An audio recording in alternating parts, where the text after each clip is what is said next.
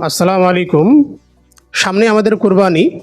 মানুষ বিভিন্ন প্রশ্ন করে, তার মধ্যে অন্যতম একটি প্রশ্ন হলো যে মেয়েরা কোরবানি করতে পারবে কিনা, কোরবানির পশু জবেহ করতে পারবে কিনা। উত্তর হলো হ্যাঁ, পারবে।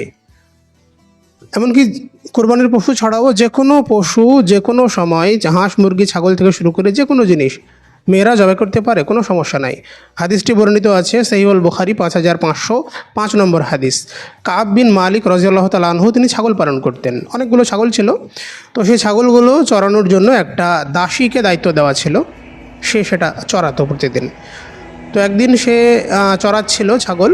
তো উপর থেকে পাহাড়ের পাদদেশে চড়াচ্ছিল, একটা পাহাড়ের উপর থেকে পাথরের খণ্ড গড়িয়ে একটা ছাগলকে আঘাত করে, ছাগলটি মারাই যাচ্ছিল। সঙ্গে সঙ্গে ওই মেয়েটি ছাগলটিকে জবাই করে ফেলে একটি পাথরের ধারালো অংশ দিয়ে। তো এখন যেমন আমাদের মেয়েরা ছাগল জবাই করতে পারবে কি না বা যে কোনো পশু জবাই করতে পারবে কি না প্রশ্ন ওঠে, তখনও উঠেছিল। আল্লাহ রসুলকে জিজ্ঞাসা করা হলে তিনি বলেন যে কুলু, তোমরা খেতে পারো, কোনো সমস্যা নাই, জায়েজ। তো এখান থেকে আমরা কয়েকটা জিনিস বুঝতে পারি। প্রথমত, ছুরি চাকু ছাড়াও যে কোনো অন্যান্য ধারালো জিনিস দিয়ে জবেহ করা বৈধ, যায়। শুধুমাত্র দাঁত ও নখ ব্যবহার করে জবাই করা যাবে না। এই হাদিসটি বর্ণিত আছে সহিহুল বুখারীতে 5503 নম্বর হাদিস।